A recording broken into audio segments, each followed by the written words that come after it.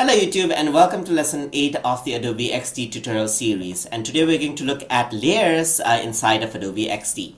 So if you're used to Photoshop and Illustrator, then you will be used to layers. So over here you can see that there's an artboard, and if I were to create a new artboard just like this, so let's just click and create a new artboard right here. It's for iPhone 6 and 7, and you can see that you can select artboards with the layer menu. So over here you might feel that artboards are the layers.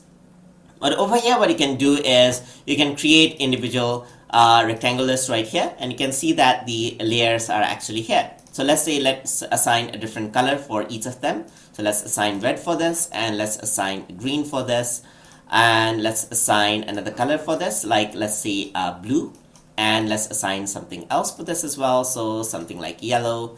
And this is going to be white itself. So now what you can see over here is you can double click and rename this as well.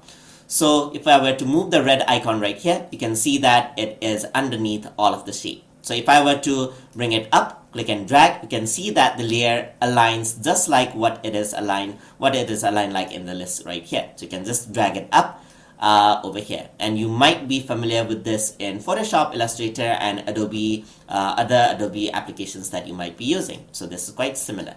So this is how you can use the layer. And over here if you were to click the other artboard, then you might not see layers, because it only shows the layers in that particular artboard, unlike Illustrator where it shows the layers of all the artboards. So you can just click and drag, and you can see that it will show up the layers of that artboard right there. So you can see that the layers are quite interactive according to the artboards. I hope you guys learned something as always, and as always, please like, comment, share, and subscribe.